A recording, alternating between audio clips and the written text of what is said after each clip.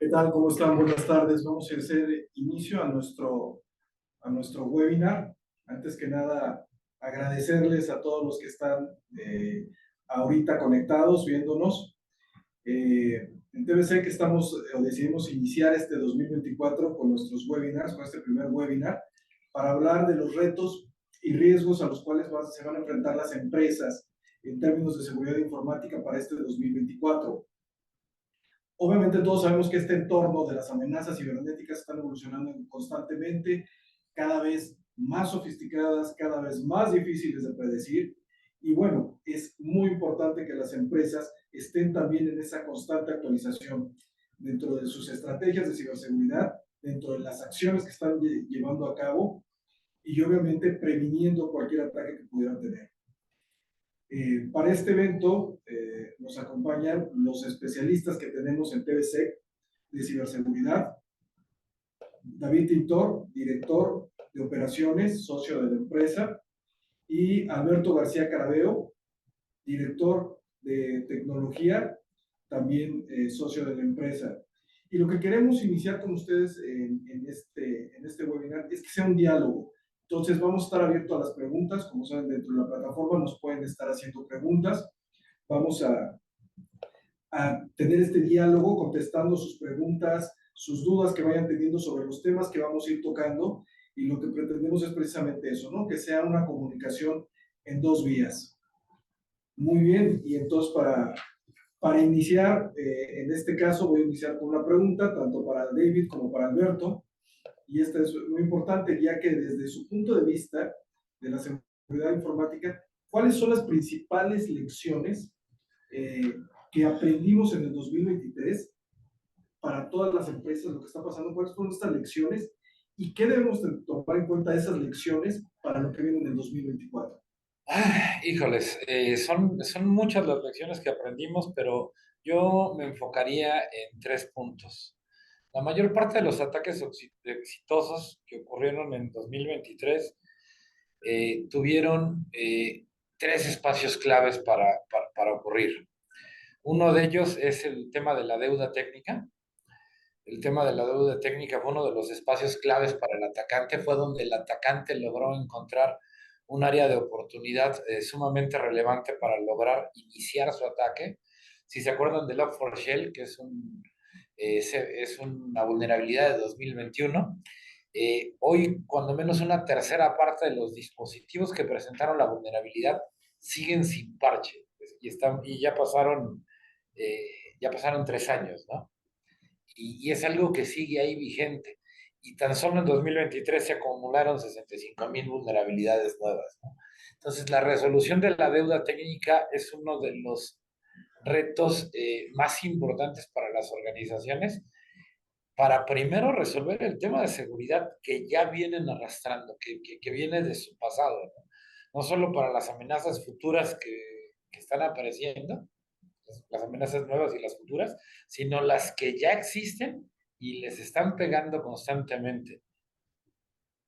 Beto. Sí, David, un poquito complementando estas tres verticales sobre las cuales comentas. Definitivamente este tema de la deuda técnica es importante, y para ser un poquito más específico, ¿no? Mucho más tajante, ¿no? En estos tres puntos. Uno de los principales deudas, o una de las principales información que las empresas actualmente adeudan, es dos aspectos. Uno, el tema de inventarios y la superficie de exposición, que aunque están relacionados, son dos temas completamente distintos. ¿Y a qué me refiero? A que muchas de las empresas en México no saben cuántos activos tienen, y tampoco saben cuáles de esos activos están siendo expuestos a Internet. Es decir, son accesibles por cualquier persona a través de Internet. Adicionalmente, otro de los temas que yo creo que también es una lección aprendida es el tema de tanto la parte de los riesgos así como los controles, ¿no? Y estaba íntimamente relacionado con la parte de inventarios que estaba comentando. ¿Por qué? Porque no puedo tener un análisis de riesgos completo o un ejercicio de administración de riesgos completo si yo no tengo identificado todos mis activos y dos, si no tengo identificado cuáles de esos activos están expuestos a Internet, ¿no? Y la última que considero importante, David, que también tiene que ver con esta parte de la deuda técnica, tiene que ver con el tema de los procesos. Hablar de procesos es sumamente complejo o sumamente sencillo, depende de cuál sea el grado de madurez al cual queramos llegar. Sin embargo, yéndonos a las bases, ningún control que haya sido instrumentado por la tecnología que nosotros pensemos o la que en este momento se nos venga a la mente, va a funcionar de manera eficiente si no tenemos procesos bien establecidos para poder administrar de manera eficiente esos controles. Correcto. Ahí, para terminar, justamente mencionaba tres temas: deuda técnica en el primero, superficie de exposición, que lo complementaste muy bien. Y hablando de procesos, justamente el último punto que quería mencionar es actuación. Responder a los incidentes, mitigar los incidentes, resolver los incidentes. Hoy los detectamos, pero no estamos reaccionando a ellos. Hoy los alcanzamos a medir en algún punto. Hoy los alcanzamos, hoy tenemos un control en algún punto ya de la red, en algún punto de nuestra seguridad que podría aplicar, pero no estamos logrando cerrar la pinza. El proceso de actuación no concluye. Estos procesos, estas políticas, estos playbooks de actuación, no los hemos terminado, no los hemos desarrollado, y al no tenerlos, sí, ya está aquí el evento, ya logré verlo, ahora qué hago, qué sigue, cómo cierro, cómo resuelvo, cómo mitigo el tamaño del problema. No tenemos la pinza cerrada, y esos son los tres temas donde me tocó ver la mayor parte de los incidentes de seguridad para las organizaciones este año. De hecho, David, por último, bien lo dijiste. Creo que la parte central o el tema más importante es esta cuestión de la deuda técnica, porque inclusive puede ser que las organizaciones tengan las iniciativas necesarias para poder, por ejemplo, poder incidir sobre esta parte de actuación. Sin embargo, la deuda técnica los impida a que tengan esa posibilidad de poder precisamente diseñar sus procesos y tener los conocimientos necesarios para generar esa respuesta, ¿no? Entonces, creo que muy bien lo señalaste. Creo que la parte más importante ha sido esta deuda técnica, y lo van a estar escuchando constantemente, ¿no? En este diálogo que estamos estableciendo en este momento. Perfecto, ok. Entonces vemos, digo, que los problemas de los que vimos en 2023 no se generan en 2023, vienen desde antes, son cosas que se tienen que estar atendiendo por parte de las empresas. Aquí hay un punto importante porque nos preguntan para que quede claro el concepto de deuda técnica, si podemos nada más aclarar qué es, a qué nos estamos refiriendo con deuda técnica. La deuda técnica es todo aquello que en algún momento hicimos y que no modernizamos o no actualizamos o no terminamos de resolver y lo fuimos dejando en el tiempo. La deuda técnica es el sistema operativo viejo que tengo en un servidor y que, como es un ambiente legado, no puedo eliminar, y ya no hay parches para él y ya no hay componentes de seguridad. La deuda técnica es ese pentest que hice, pero que no generé acciones después para cerrar lo que el proveedor me dijo que tenía abierto. La deuda técnica es ese descubrimiento de vulnerabilidades que realicé, pero que no culminó en parches. La deuda De técnica hecho, de es todo hecho, aquello que David, tenemos. si me permites complementar, yo diría que la deuda técnica es la brecha entre las necesidades y las capacidades. Oh, Entonces, correcto. existe claramente la necesidad, pero por alguna razón, la que tú quieras, no tenemos las capacidades para poder, ¿no?, responder ante estas necesidades. Correcto.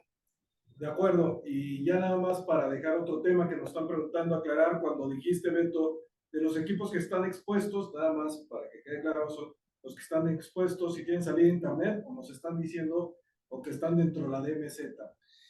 Digámoslo. Correcto, son más bien esos los que están en la DMZ, es decir, todos aquellos servicios que puedan ser accesados desde el exterior.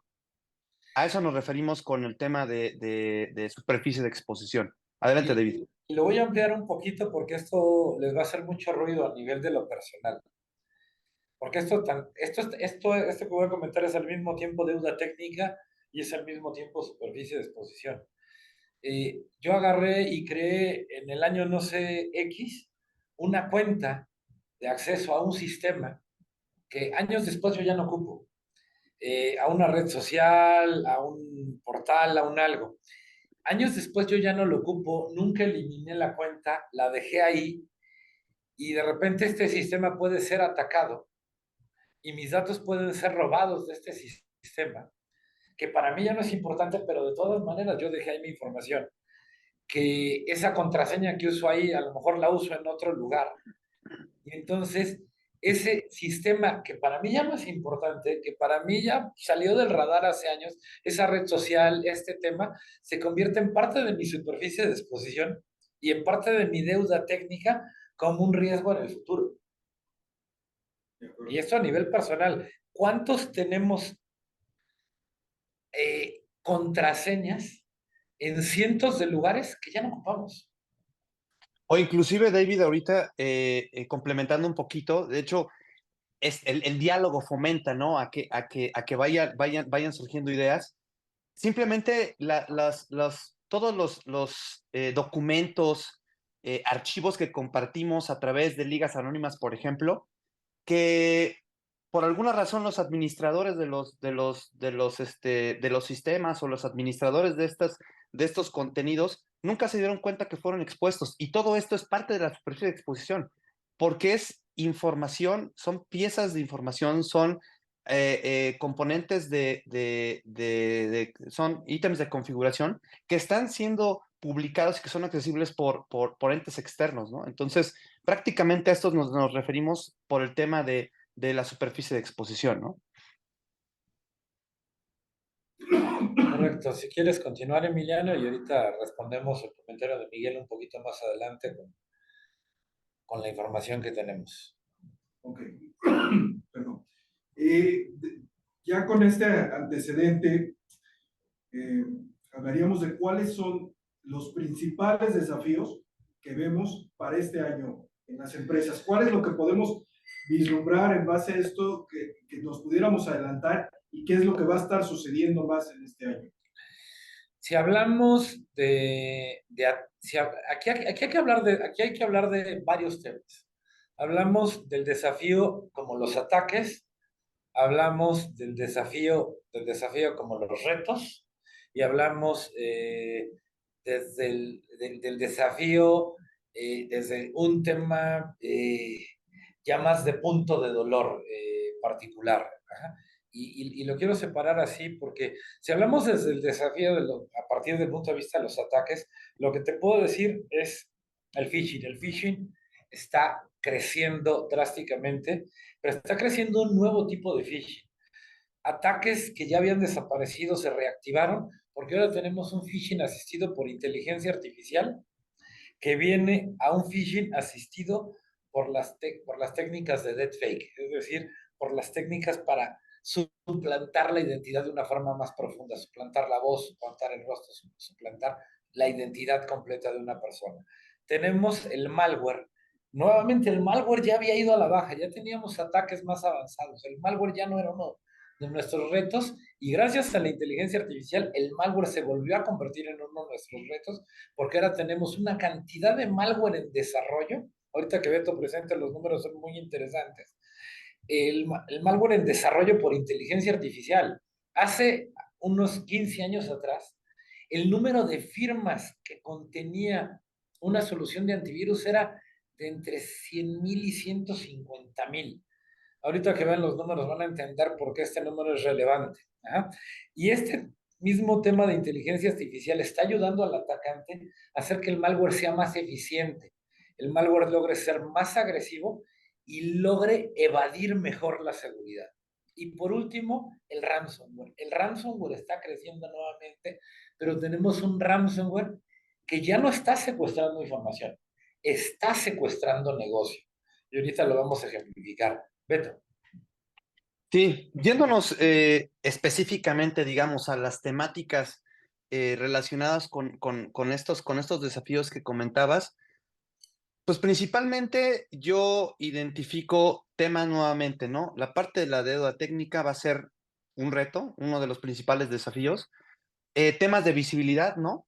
Y más que la visibilidad, porque la tecnología de visibilidad existe. Ya existe y ha existido alrededor desde 2018 buenas soluciones ya apoyadas con la parte de inteligencia artificial. Sin embargo, ahorita, nuevamente, tal vez por generado, y no tal vez, es seguro, ¿no? Que es por el tema de la deuda técnica. Ahora se está dando este tema tal cual de la omnipresencia, ¿no? Ok, tengo visibilidad, ahora, ¿dónde tengo que ver? ¿Hacia dónde tengo que extender mi visibilidad para poder ser eficiente? Eh, nuevamente, el tema de la complejidad de los ambientes, y de hecho me voy a recargar un poquito algo que mencionaste en la pregunta anterior, tema de los obsoletos, ¿no? O sea, eso le mete complejidad a los ambientes. Todos aquellos activos o tecnologías obsoletas van a representar un riesgo y lo han representado en los últimos años, ¿no? Y la última, la complejidad de las arquitecturas de seguridad desde el punto de vista de quiénes son las personas o los entes encargados de entregar esos servicios de seguridad. Hay muchas empresas en México que no están encargadas ellas mismas de hacer o de desempeñar estas funciones de seguridad, sino que son entregadas a terceros. ¿Cómo yo sé qué tan eficiente es ese tercero para entregarme este servicio de seguridad del modo en el cual yo lo necesito? Eso le agrega una complejidad extra a la arquitectura de seguridad y que ahí, por ejemplo, vemos cuestiones relacionadas con los famosos ataques de cadena de suministro, en donde no me atacaron a mí, sino más bien atacaron a un proveedor mío. Y el tema es que ese proveedor ya es parte de el conjunto de confianza para mi empresa. Entonces, esa confianza me lleva a que tenga ceguera y que no pueda ver que el golpe me pueda entrar a través de este tercero que me está entregando un servicio de seguridad. Correcto. Y qué bueno que usaste al último ese caso, porque quiero contestar un pedazo de la pregunta de Miguel, ajá, que nos pregunta acerca de cuánto cuesta un ataque cibernético, cuánto pierde una organización. Él menciona, ¿no? Cuando se solicita presupuesto para remediar esta deuda técnica, la pregunta de la dirección es cuánto voy a perder, ¿no? Y sí, es correcto. Hay un tema de concientización de por medio impresionante. Hay un tema donde las organizaciones que están invirtiendo en seguridad son las que ya tuvieron un incidente de seguridad o alguien muy cercano ya tuvo un incidente de seguridad. Las organizaciones que todavía no son víctimas de un incidente de seguridad siguen sin creer completamente en este tema. Ahora, el nivel de conciencia se está elevando cada vez más. ¿Por qué? Porque nos está pasando el mismo efecto que pasó con el COVID. Al principio, en la primera ola de COVID, no conocíamos a nadie enfermo, oíamos de enfermos, pero no conocíamos a nadie enfermo. Para la segunda ola, ya alguien en línea, alguien a 1 o 2 escalones de distancia, ya se había enfermado. Y para la tercera, ya sabíamos de alguien que lográbamos identificar perfectamente que estaba a 1 o 2 saltos de distancia de nosotros, o más cerca, en muchos desafortunados casos, que había fallecido. En ese momento se volvió real. En ese momento fue cuando la gente sí se encerró y cuando la gente hizo todo lo que tenía que hacer. Pero antes de eso no pasaba nada.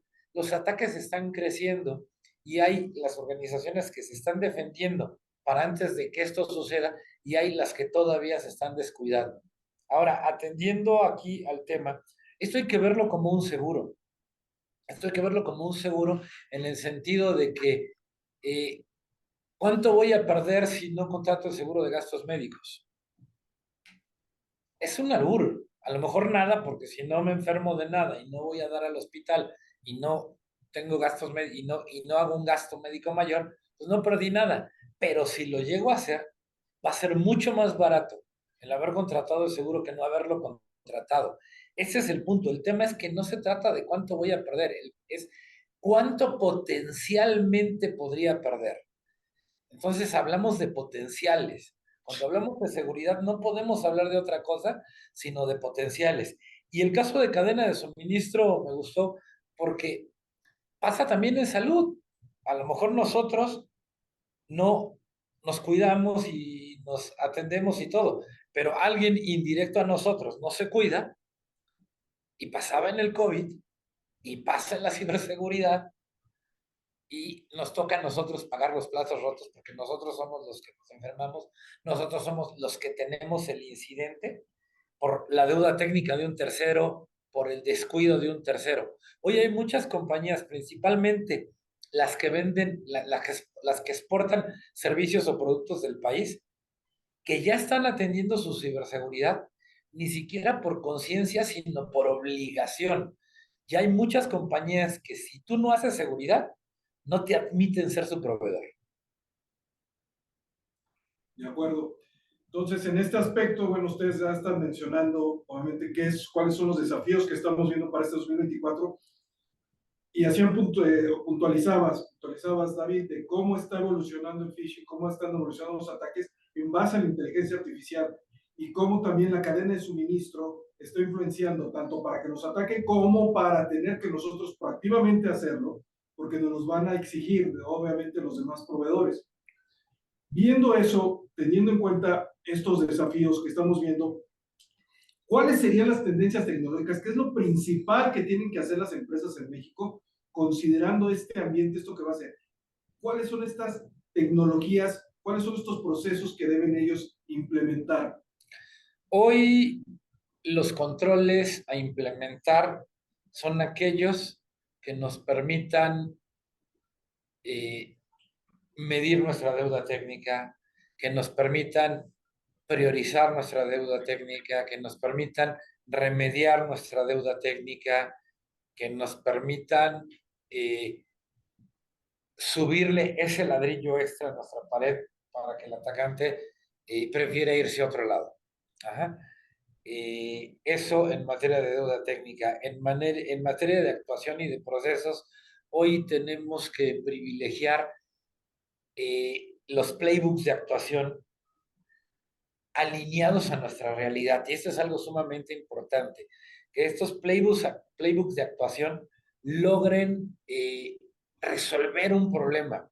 Ajá. Hoy ya tenemos un tema en las manos tan grande que tenemos que lograr hacer que nuestra actuación sea muy eficiente. Hay muchas empresas que se llenan de procesos que les consumen tiempo, pero no les arrojan resultado. Hoy necesitamos procesos, playbooks, herramientas que los acompañen, que nos ayuden a que con la menor cantidad de esfuerzo, con la menor cantidad de recursos, en la menor cantidad de tiempo, generemos la actuación. Y que esa actuación dé un valor, resuelva algo. Entonces, las herramientas, los controles, los procesos, las metodologías que prioricen el resultado, que prioricen la resolución, van a ser las que más ayuden a las empresas, las que más ayuden a nuestros clientes, a todas las organizaciones. Y con respecto a ello, David, platicábamos hace unos días, ¿no? De los temas relacionados con las famosas aplicaciones de inteligencia artificial, ¿no? Y de hecho, creo que hace un momento lo comentabas, ¿no? Cómo la inteligencia artificial, claro, nos ayuda en la parte de la defensa, pero también está ayudando en la parte del ataque, es decir, ya se están desarrollando malwares utilizando inteligencia artificial. Hace poco te platicaba que Meta, la compañía dueña, digamos, de Facebook, Instagram, etc., ya liberó una aplicación para desarrollar código utilizando inteligencia artificial. Entonces, prácticamente esto se puede utilizar para el tema de desarrollo también de código malicioso. Por supuesto que sí. Platicabas del tema de los phishings. ¿Por qué el phishing volvió a incrementarse nuevamente? ¿Por qué? Porque la inteligencia artificial ha ayudado a la estructuración, a las nuevas formas, ¿no? De cómo poder convencer a la gente de entregarme las joyas de la corona, ¿no? Entonces, creo que complementando un poquito, lejos de preocuparnos, ¿no? Por todas estas tecnologías emergentes que obviamente están originadas por esta tendencia de la inteligencia artificial, nuevamente, yo convoco a que también regresemos a los básicos.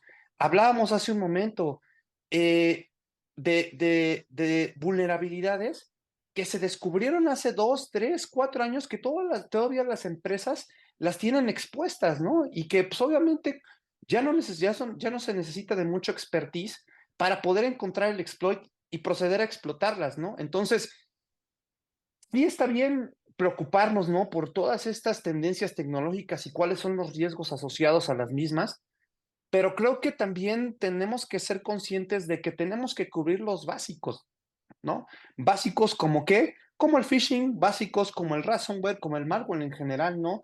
Y nuevamente llegamos a cuál es el fundamento o, o la actividad o la estrategia, ¿no? Para poder responder ante estas amenazas.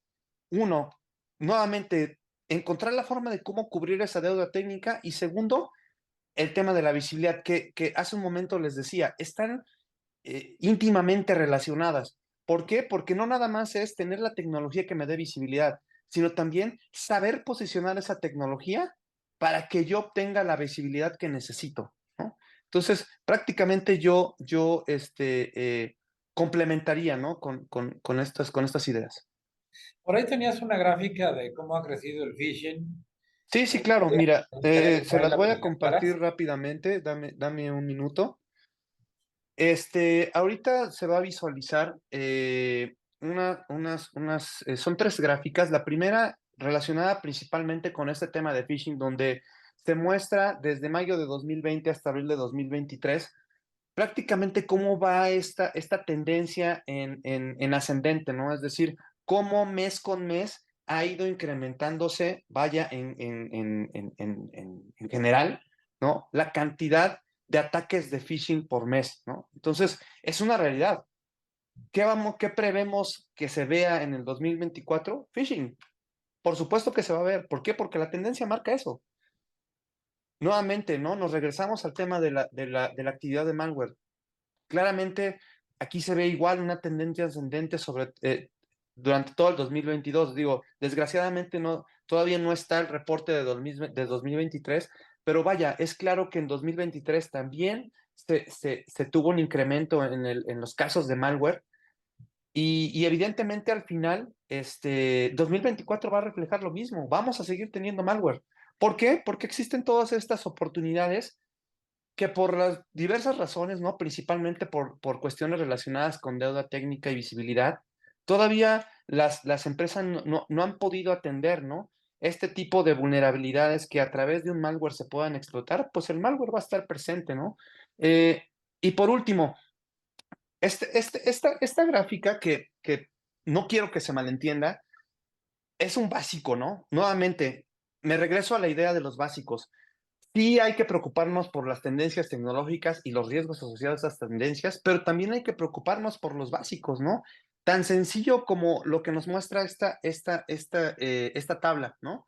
Aquí se muestran cuáles son los principales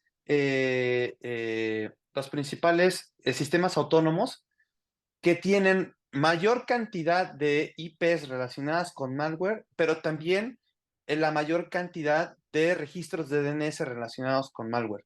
Y yo sé que, David, perfectamente entiendo que tal vez atender esto, estoy seguro que no es suficiente, pero nuevamente, empecemos por los básicos, ¿no? Existirán muchas organizaciones y personas que nos puedan estar escuchando que todavía no han atendido este tema de los básicos, ¿no? De las geovallas, ¿no? Podrá ser inclusive una práctica anticuada, si tú quieres verlo así, ¿no? De que la práctica existe desde hace muchos años. Sin embargo, es una realidad, ¿no? Que siguen existiendo este tipo de estadísticas y que todavía podemos encontrar empresas que han sido afectadas desde estos orígenes, ¿no? Mira, para contestar la pregunta de Javier Alejandro y cerrar este tema, el Shadow OT, Javier, es deuda técnica. Básicamente, ese es uno de los muchos ejemplos que hay de deuda técnica. Pero también el Shadow IoT es superficie de exposición, porque al final del día, el eje vector de todo esto es riesgo. Vamos a suponer, y es una suposición real, porque sucedió cuando menos en 3 ocasiones, en 3 incidentes graves el año pasado, lo siguiente. Una empresa que tiene Microsoft Exchange se muda a Office 365. Empieza su mudanza hace algunos años y ya para 2023 tiene su mudanza terminada. Ya todos sus usuarios están en Office 365. Pero su Exchange sigue prendido. Su Exchange sigue prendido porque hay impresoras que mandan, hay escáneres que mandan lo que escanearon los usuarios hacia el Exchange. Hay sistemas de la empresa que mandan notificaciones vía correo electrónico utilizando el Exchange. Hay N servicios pequeños, ya no importantes, ya no buzones de alguien en particular, todavía conectados en ese Exchange. Cuando menos 3 empresas, cuando menos una organización de gobierno muy, muy grande que fue víctima de un secuestro de información gigantesco, muy sonado en las noticias, sufrieron un ataque justo por ese vector. Le pegaron a un exchange que tenían olvidado. Lo tenían olvidado porque ya ese exchange ya no me suena en la mente porque yo ya estoy en Office 365. Entonces ese exchange pasó a formar parte de ese Shadow IT, de esa infraestructura de IT que está en las sombras y que ya la olvidé, que ya no la veo, que ya perdí foco de ella y tiene una vulnerabilidad y está expuesta a Internet y es parte de mi superficie de exposición y es la puerta de entrada a mi riesgo, pero yo ya me olvidé de él. Ajá. Y es una deuda técnica al mismo tiempo que está ahí pendiente de que la pague, pendiente de que la subsale. Ajá. Y estamos hablando, por ejemplo, de en estos ataques de la Sedena. Justamente ese fue el caso de la Sedena. Una vulnerabilidad en un servidor Exchange, olvidado. Superficie de exposición y deuda técnica. Y costó lo que costó el incidente. Esos servicios se fueron a la sombra, se fueron a donde ya nadie los volteaba a ver. Deuda técnica, superficie de exposición. Es riesgo. Al final del día, de lo que estamos hablando es riesgo. Complementando un poquito, David, y de hecho que está íntimamente relacionado con temas relacionados con superficie de exposición, la parte de los inventarios, ¿no?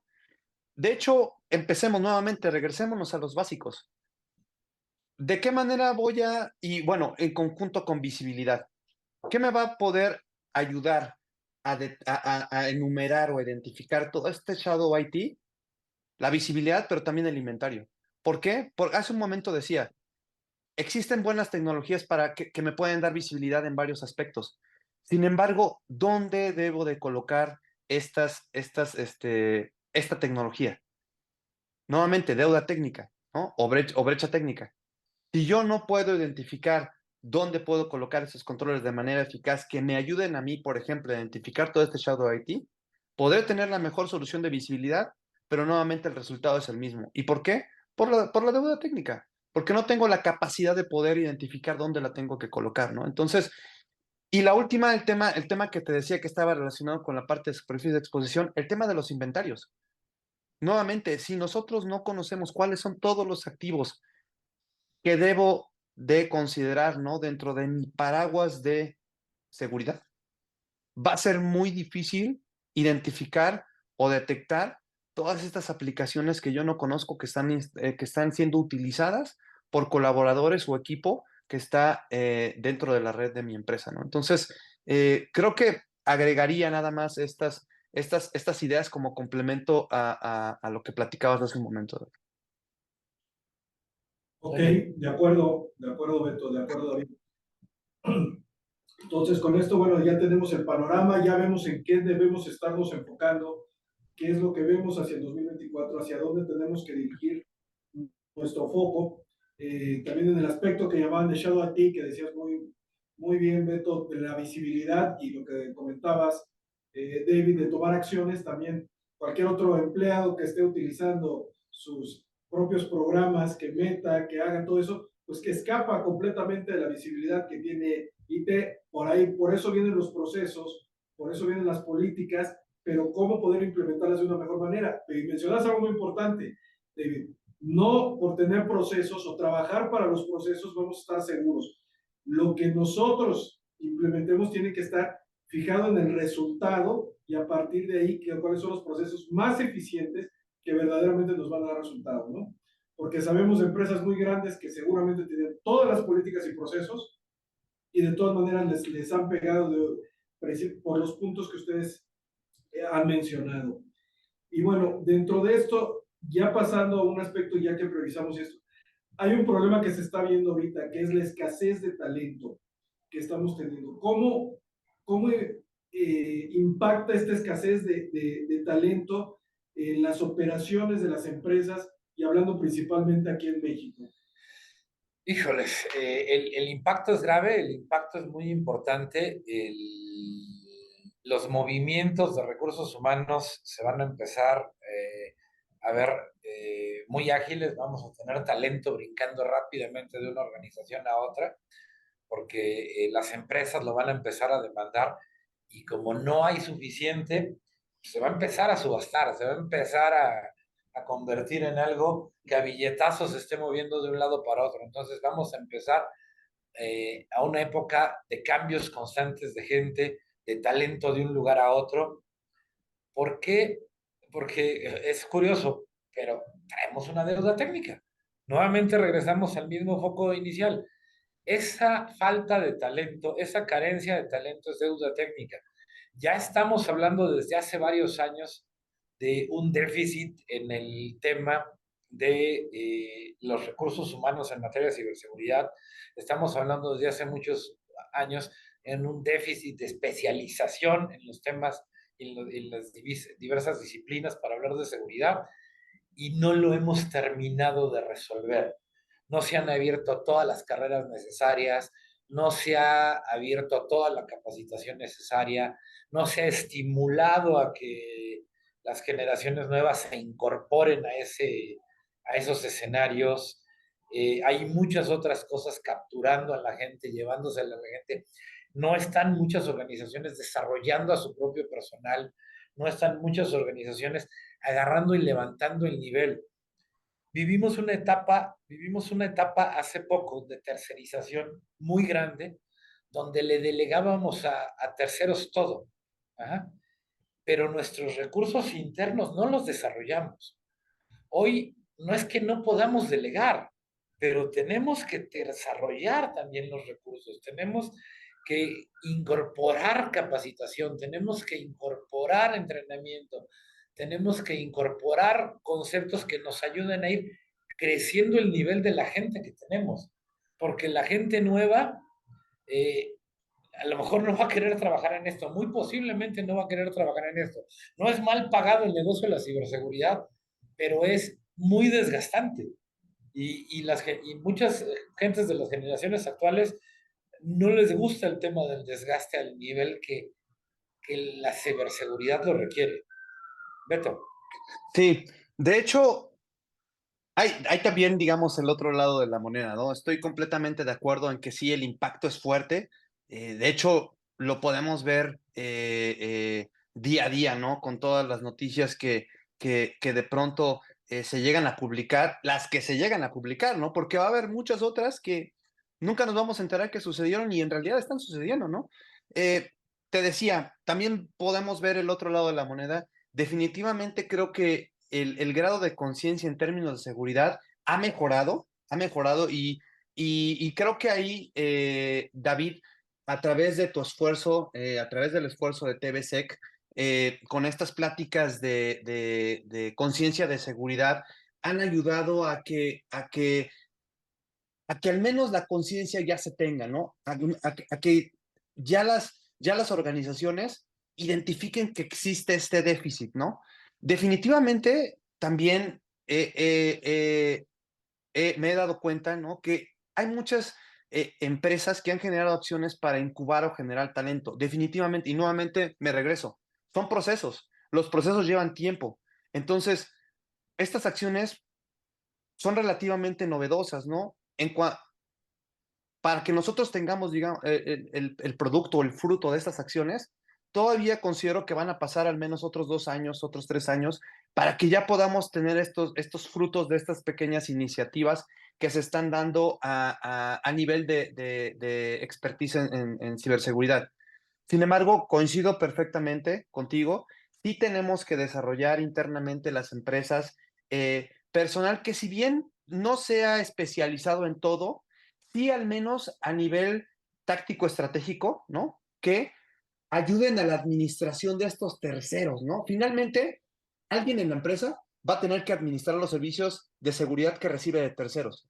Obviamente, este personal debe estar capacitado para poder hacer una administración eficiente. ¿Y a qué me refiero con la administración eficiente? Simplemente a tener la capacidad de poder medir el servicio que me están entregando y de cierta manera también identificar oportunidades de mejora, es decir, asegurarme de que ese servicio se está administrando de manera eficiente, ¿no? Entonces, definitivamente sí hay un impacto, pero creo que sí se han dado los pasos. Obviamente falta camino por recorrer definitivamente y para ello existen opciones, ¿no? Hay opciones, hay buenas capacidades de empresas que ofrecen servicio y bueno, en TBC principalmente nos preocupamos por ello. Creo que es uno de nuestros principales retos y que lo hemos tomado prácticamente a flor de piel y es la piedra que llevamos a cuestas, ¿no? El tema de desarrollar ese talento, pero creo que más allá de desarrollar el talento y que las empresas se preocupen por ello, hay otro tema bien importante, David, que es la parte de la retención del talento y creo que lo tocaste, digamos, de refilón, ¿no? Que recuerdo que hace un momento decías, se van a pelear por el talento y se van a pelear por ellos a billetazos.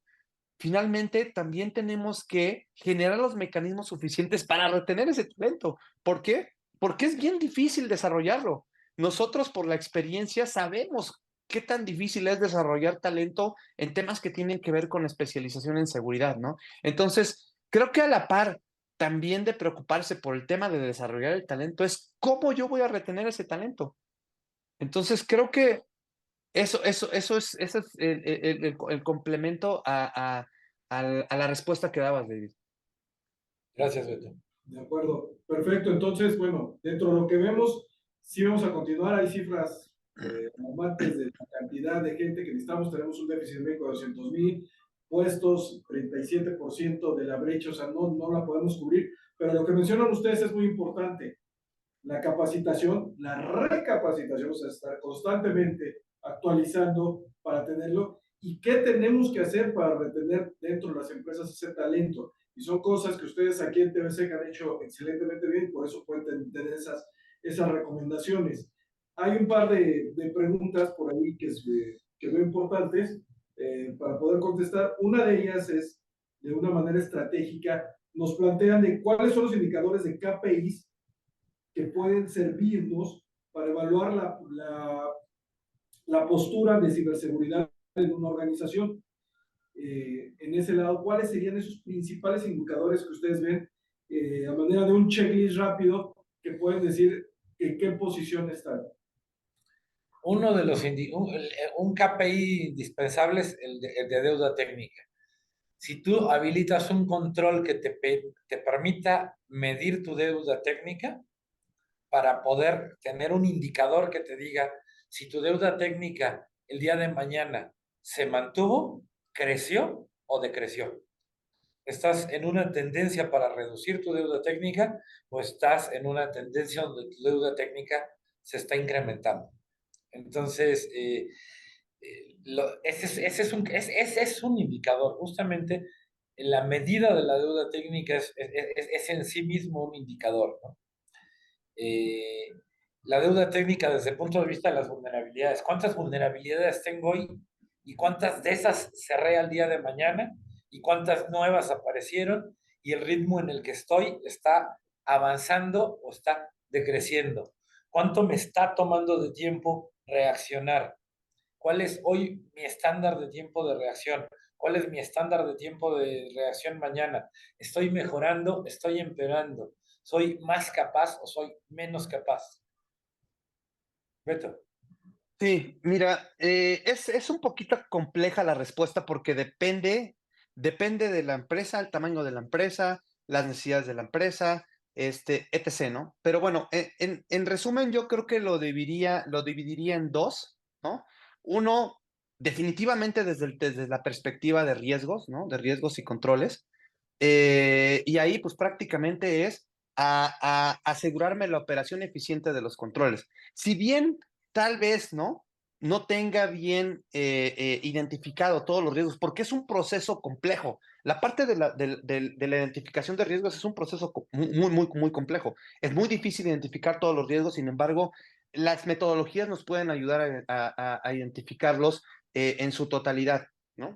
Obviamente con el apoyo de algunos otros procesos, ¿no? Es decir, no todo recae en el propio ejercicio de la administración de riesgos. Hay otros procesos que te ayudan a identificar riesgos. Por ejemplo, el proceso de administración de incidentes. Definitivamente, un incidente podría estar asociado a algún riesgo que tú todavía no tenías identificado dentro de tu gestión de seguridad, ¿no?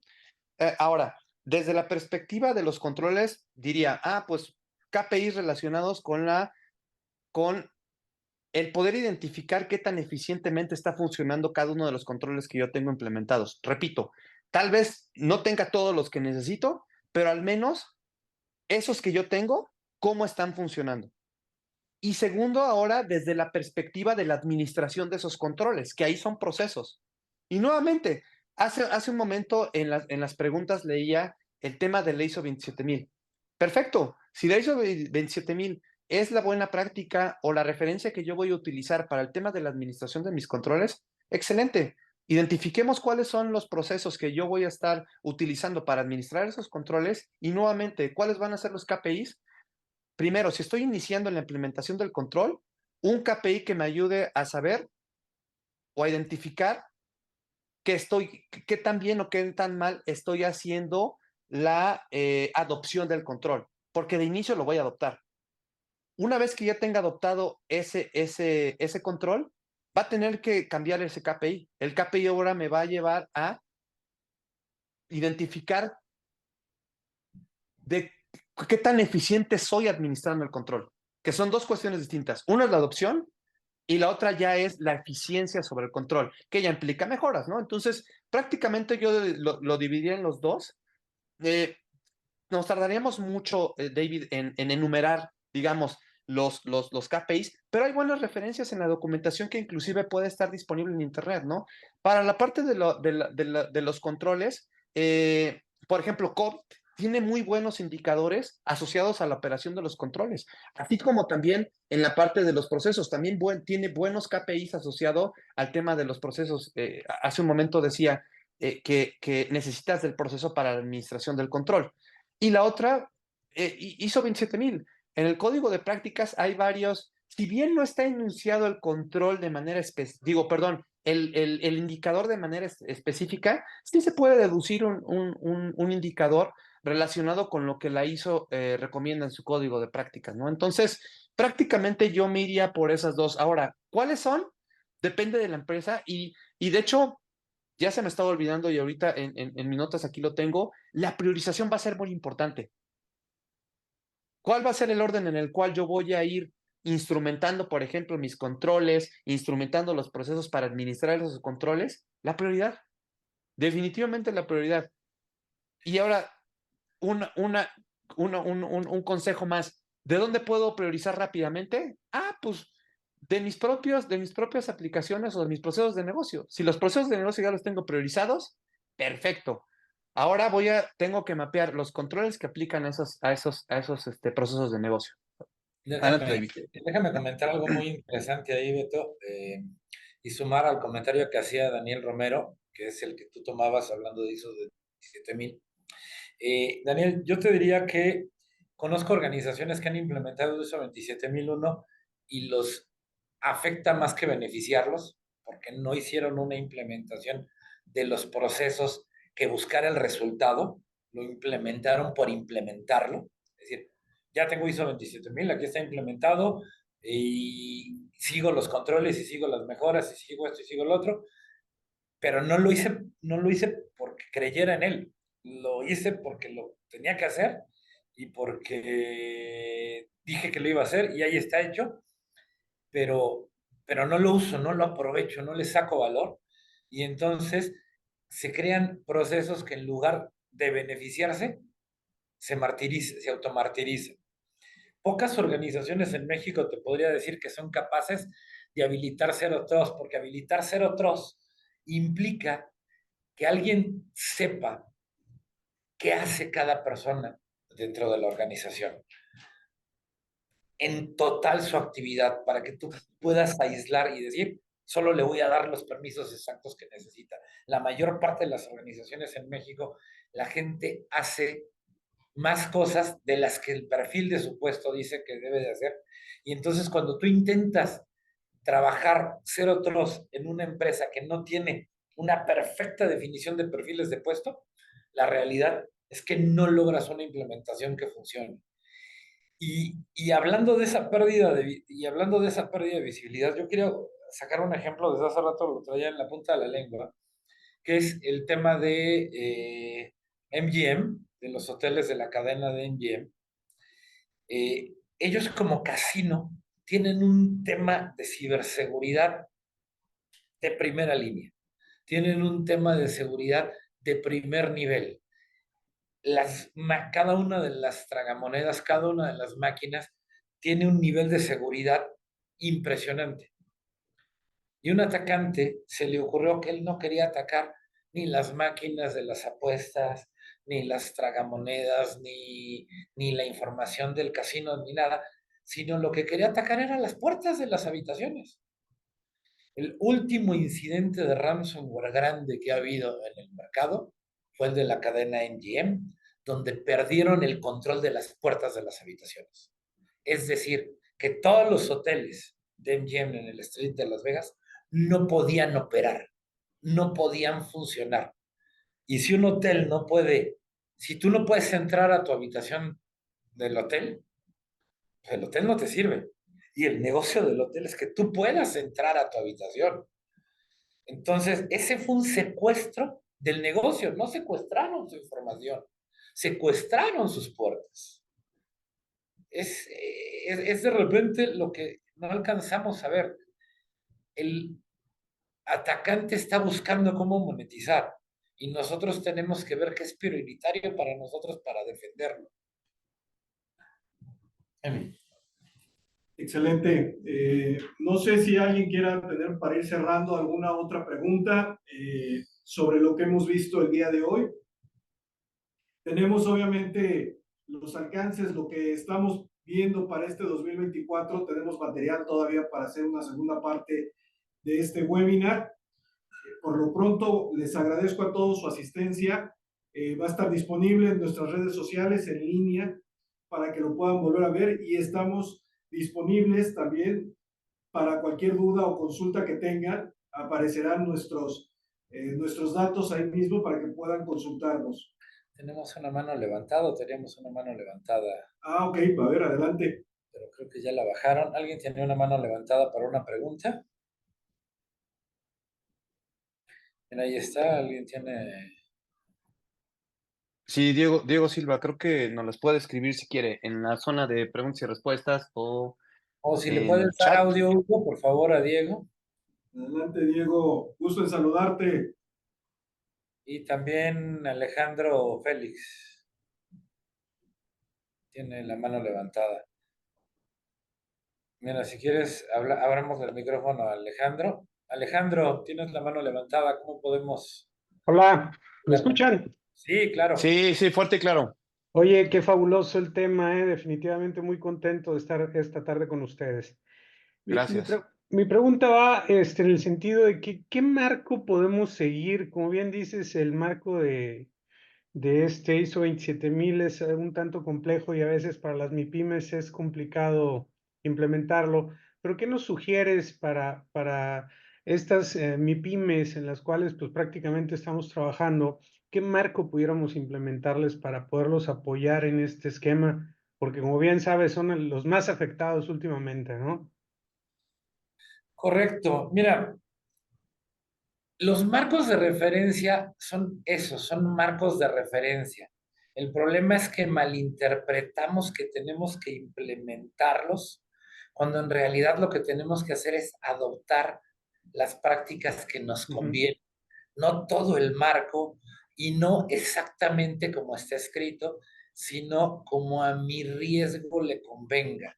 Ese es el gran diferenciador. El marco de referencia no es tú tienes que hacer esto de esta manera exacta y cuadrada. No, tú tienes que atender un riesgo y tienes que documentar cómo lo estás atendiendo y tienes que buscar tenerlo debidamente ordenado en un proceso, en una política. Ajá. Los marcos de referencia son esos, son referencias, pero tienes que atender tu riesgo y entonces hay que adoptarlos. No tomes ISO 27000, una verdad, una pyme que no puede adoptar un marco completo porque no es el rol que va a seguir, puede adoptar pedazos de ese marco y de otro marco y de cualquier marco que tenga algo que hable de algo que les puede funcionar, que hable de algo que les puede dar valor. Ese es un tema fundamental. Nosotros lo llamamos ciberseguridad ATMI, que es un marco de referencia para mí, para lo que a mí me sirva. Esa sería la respuesta. Espero haberte contestado. Por ahí Fabuloso. tenemos. Sí, lo que pasa es que soy implementador de un marco de control interno denominado COSO, ¿no? En él me baso y Ok. obviamente basando y utilizando el marco COSO, hemos apoyado también esquemas de ciberseguridad, pero pues obviamente es un tema solamente de control interno.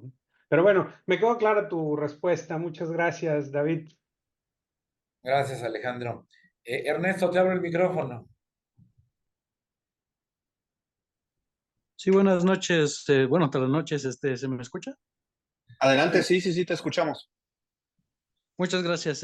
Buenas noches, les agradezco mucho su experiencia, realmente es muy importante para nosotros, al menos para mí. Eh, Mi pregunta es sobre si pudieran darme tal vez o darnos un consejo para los que vamos a egresar, tal vez de esta, pues sí, brillante carrera. Eh, pues sí, porque a veces es un poco complicado saber hacia dónde vamos, hacia dónde, qué sigue después. Entonces, para uno que tal vez no tenga una experiencia laboral, pues ¿cuál sería un consejo que pudieran darnos? Muchas gracias. Sí, rápidamente y para los que sean estudiantes en el foro, ciberseguridad es una disciplina de segundo o de tercer nivel. ¿A qué voy con esto? Si habláramos de medicina, ciberseguridad es como una segunda especialidad. Tú estudias médico general, luego estudias para cardiólogo y luego estudias para un tipo de cirugía en particular, ¿no? Ciberseguridad es, comparando con medicina, es especializarte en todo. Entonces, entre más conocimiento acumules, Ernesto, de todo tipo, infraestructura, desarrollo, eh, sistemas operativos, eh, soporte a usuarios, inclusive, entre más conocimiento acumules, más holístico va a ser tu conocimiento para hacer ciberseguridad.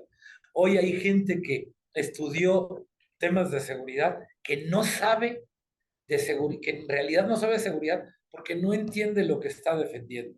Y eso es uno de los grandes retos y es uno de los grandes temas en cuanto a especialización, porque el tema es esa necesidad de lograr especialización. Perdón, de lograr especialización. Perdón. Espero ahí haberte contestado. Nos quedaban por ahí unas Claro que preguntas. sí, muchas gracias. Eh, Natali Gómez, ¿tener un 100 puede ser suficiente? No, suficiente no. ¿Sirve? Sí.